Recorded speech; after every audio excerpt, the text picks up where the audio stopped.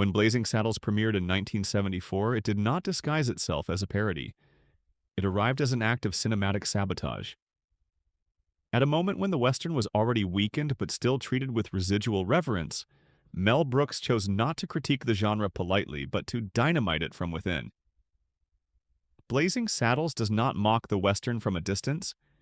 It inhabits its grammar, then breaks every rule in full view of the audience. One of the strangest and most revealing facts about Blazing Saddles is that its original concept was far more conventional. The first draft, written by Andrew Bergman, was a relatively straightforward satire of frontier racism. It was Mel Brooks who pushed the script into radical territory, insisting that satire alone was insufficient. He wanted exposure. The humor would not soften the subject, and it would strip it bare. The decision to center the story on a black sheriff in an aggressively racist frontier town was not played for gradual enlightenment. It was immediate, confrontational, and deliberately uncomfortable. Brooks understood that laughter could be weaponized, not to relieve tension, but to force recognition. Blazing Saddles does not invite the audience to feel morally superior. It invites them to feel implicated. A little-known fact is that the studio was deeply uneasy with the script from the beginning. Warner Brothers executives repeatedly asked Brooks to remove or soften language, scenes, and character behavior. Brooks agreed outwardly, then restored much of the material during production. The film that reached theaters was the result of constant negotiation, defiance, and calculated risk. The casting of Cleavon Little as Sheriff Bart was essential to the film's balance. Brooks did not want a comic performer who would play fear or buffoonery. He wanted dignity. Little's performance is measured, calm, and intelligent. Bart is not funny because he is foolish. He is funny because he is surrounded by absurdity and refuses to mirror it. That contrast grounds the film's chaos. One revealing detail is that Bart's composure never breaks into anger, even when provoked. This was a deliberate choice. Brooks believed that rage would allow the audience to retreat emotionally. Calm, by contrast, keeps attention fixed. Bart's restraint forces the town's hysteria to expose itself without commentary. The character of Jim, played by Gene Wilder, enters the film as an apparent cliché, the drunken gunslinger. Yet his introduction subverts expectations immediately. Jim is articulate, perceptive, and emotionally guarded. His alcoholism is not a joke but a shield. Wilder and Brooks rewrote many of Jim's lines on set, shaping him into a figure of melancholy intelligence rather than slapstick excess. A particularly strange fact is that Wilder agreed to the role only if his character were treated seriously beneath the humor. He insisted that Jim's sadness be real, not ironic. This insistence is why the Bart-Jim relationship becomes the film's emotional axis. Their friendship is not satirical, it is sincere. In a film built on disruption, sincerity becomes the rarest gesture. The villain, Hedley Lamar, is not a parody of evil so much as of power. He is articulate, vain, and relentlessly cruel, but also deeply bureaucratic. His schemes are administrative rather than personal. This distinction matters. Blazing Saddles does not present racism as individual ignorance alone, but as organized self-interest protected by hierarchy. One little-known detail is that the famous running gag about his name, Hedley, not Hetty, was included only after Brooks fought for it. Studio executives worried it would confuse audiences. Brooks insisted it was essential. The joke encapsulates the film's logic. Authority is obsessed with recognition, even when it is ridiculous. The visual language of Blazing Saddles is deceptively classical. Brooks insisted on shooting the film with traditional Western framing and lighting, even as the content shattered convention. This aesthetic fidelity allows the satire to cut deeper.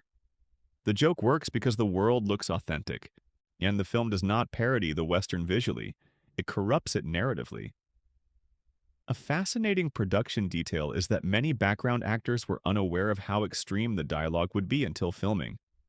Their reactions, shock, hesitation, awkward laughter, were often genuine. Brooks believed that real discomfort would translate into sharper comedy. The film thrives on moments where laughter catches in the throat. The opening sequence sets the tone immediately. A chain gang sings with exaggerated cheer, only for the scene to collapse into cruelty and absurdity. Brooks establishes his method early: build expectation, then rupture it.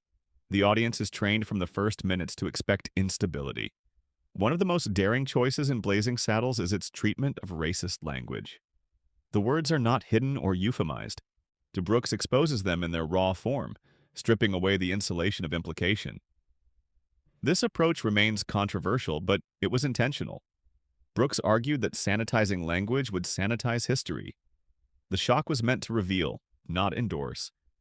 A revealing fact is that Richard Pryor was a major contributor to the script, though his involvement was often minimized in publicity at the time. Pryor's influence is most visible in the dialogue's rhythm and its fearless engagement with racial tension. His voice sharpened the script's edge, ensuring that humor never drifted into comfort. The town of Rock Ridge is constructed as a collective character rather than a community. The townspeople are interchangeable, reactionary, and easily manipulated. Brooks does not individualize them because the satire is aimed at group behavior.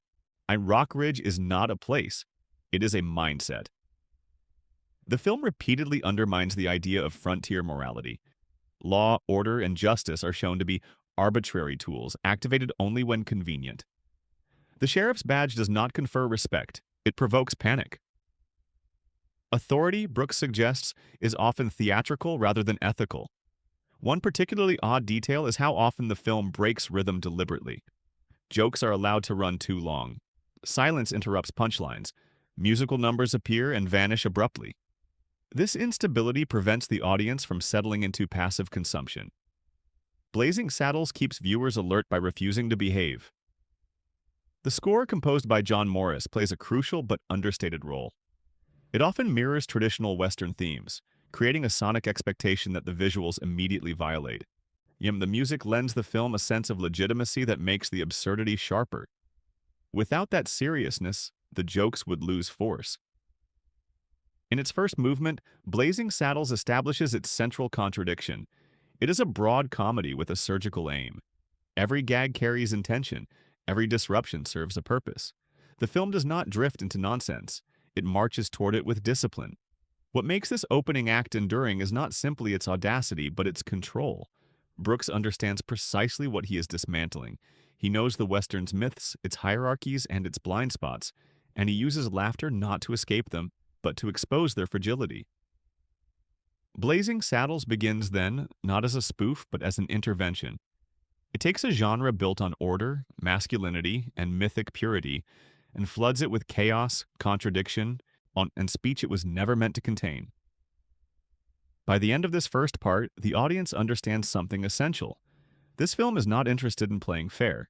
It will cross lines, break rules, and dismantle illusion, not for shock alone, but to reveal how easily those illusions were maintained in the first place. The West, as Blazing Saddles presents it, was never noble. It was merely protected by silence, and silence once broken can never be restored. As Blazing Saddles advances into its second movement, the film sharpens its attack by turning inward. The satire no longer focuses solely on the town's ignorance. It begins dismantling the structures that sustain it. Power, bureaucracy, entertainment, and even narrative logic itself become targets. What initially feels like anarchic comedy reveals a carefully escalating design.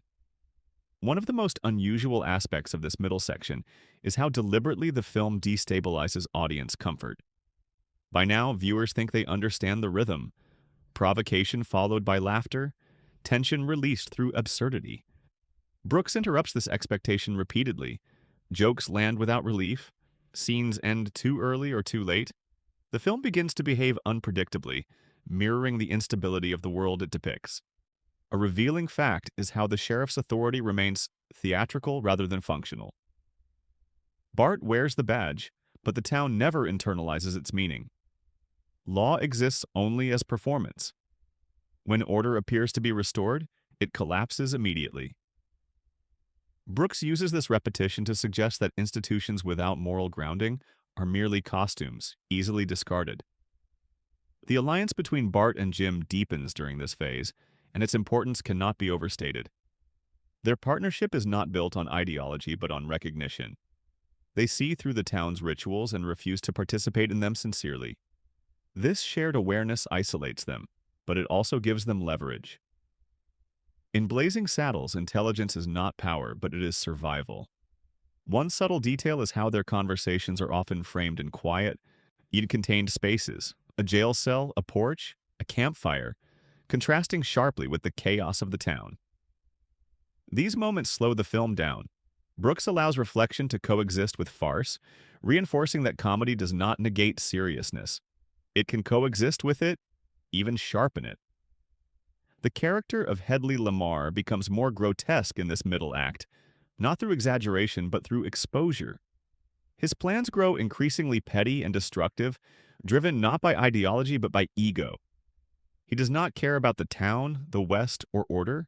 He cares about leverage. Brooks presents him as the logical endpoint of power, divorced from accountability.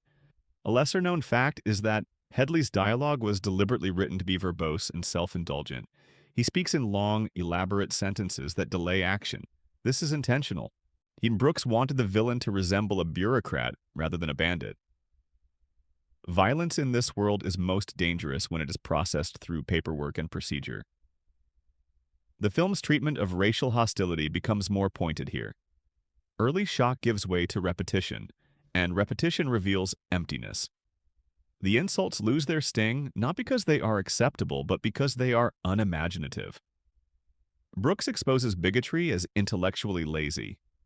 The same words, recycled endlessly, reveal nothing but stagnation. One particularly daring choice is how the townspeople are repeatedly manipulated by spectacle. They respond not to reason, but to performance. When Bart stages his own execution to assert control, the town obeys instantly.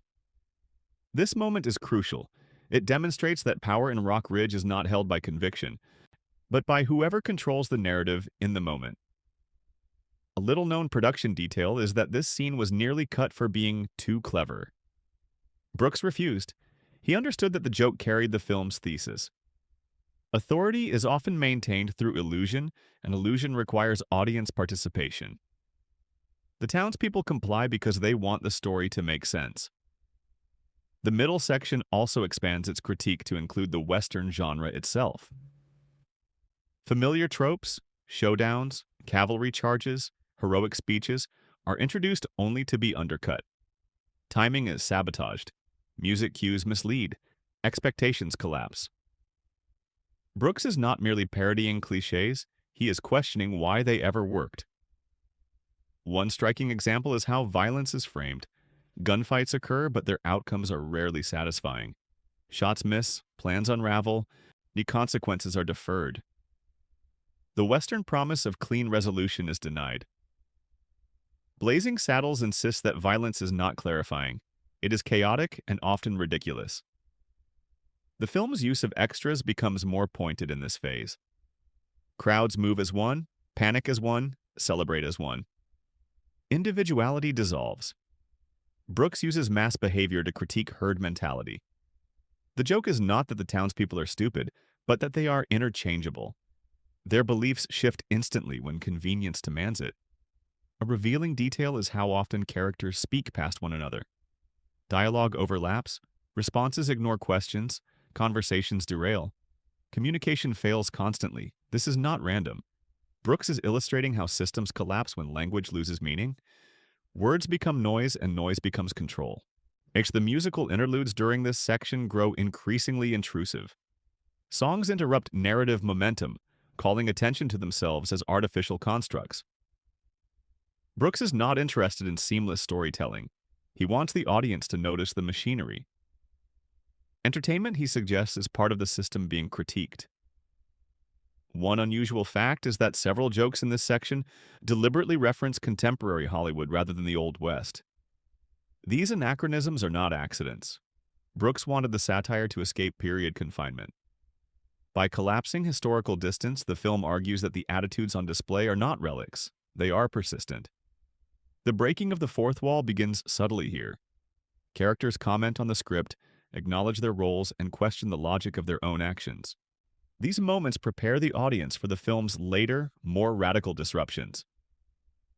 Brooks escalates meta-commentary gradually, ensuring it feels earned rather than arbitrary. Bart's intelligence becomes increasingly central, but it is never framed as superiority. He does not outwit the town through brilliance alone, but through refusal to play along. He exposes the rules by breaking them. This distinction matters. Blazing Saddles does not celebrate dominance. It celebrates clarity. A particularly telling moment occurs when Bart confronts the limits of performance. His strategies work only temporarily.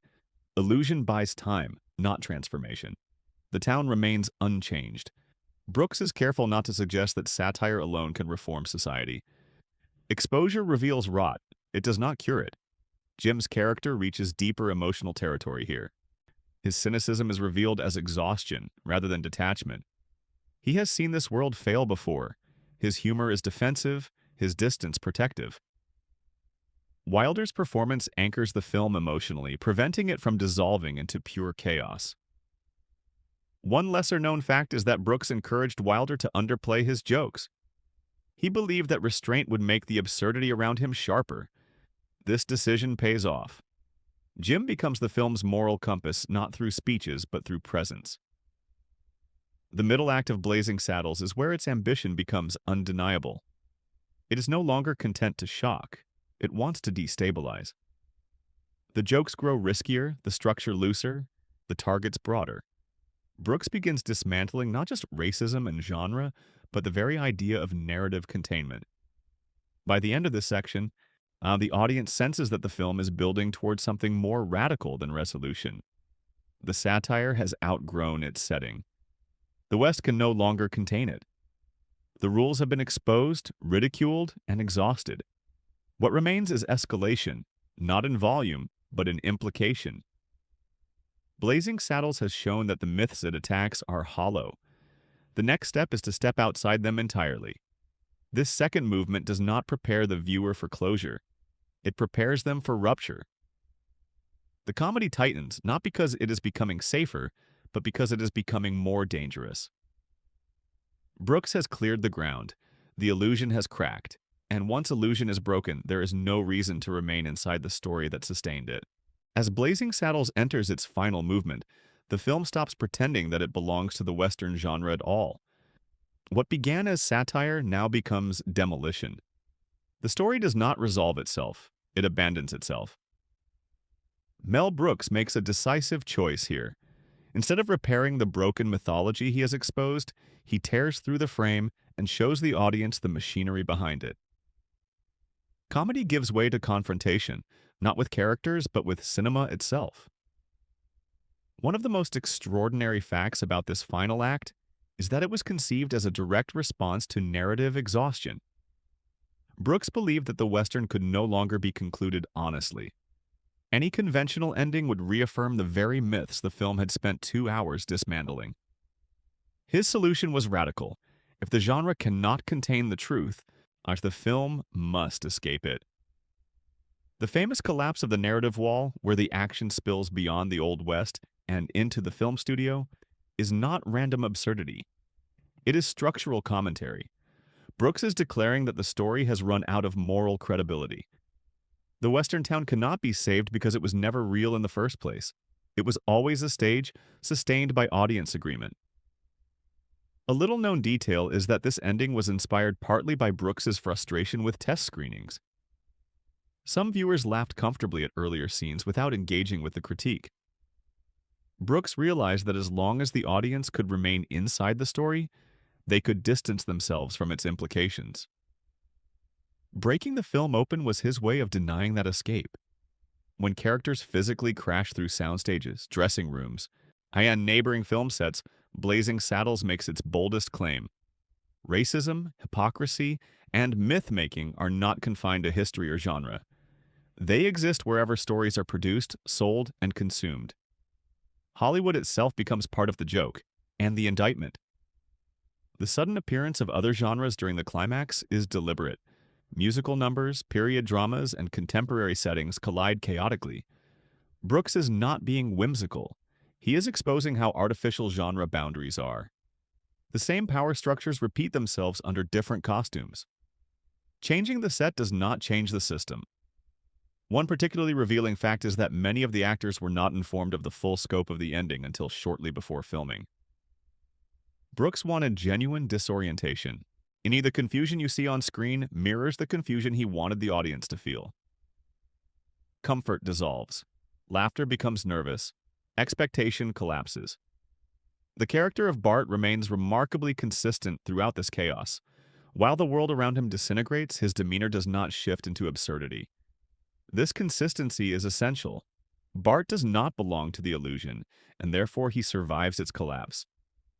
His stability contrasts sharply with the environment's breakdown, reinforcing the film's moral center.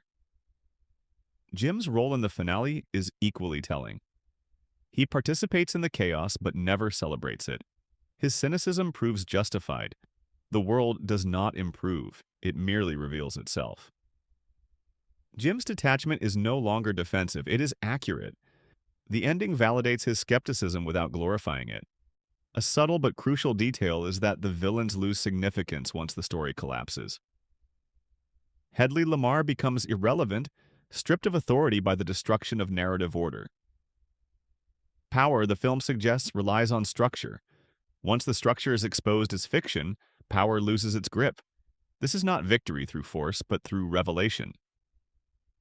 The final showdown is intentionally anticlimactic. There is no moral reckoning, no poetic justice in the traditional sense. The conflict dissolves into farce, then into silence. Brooks refuses to provide satisfaction because satisfaction would imply resolution. The film's critique cannot be resolved within the system it condemns. One lesser-known fact is that Brooks originally considered ending the film without returning to the Western setting at all. Even the decision to briefly re-enter the town afterward was intentional. It shows that even after illusion is exposed, people return to familiar roles. Awareness does not guarantee change. The last scenes where characters sit together watching another film are deceptively gentle. The violence has stopped. The chaos has passed, but the implications linger. Brooks ends not with outrage, but with quiet complicity. Everyone returns to being an audience member. The system resets. This ending is often misunderstood as nihilistic, but it is not. Brooks does not claim that nothing matters. He claims that stories matter profoundly, and that is precisely why they must be interrogated.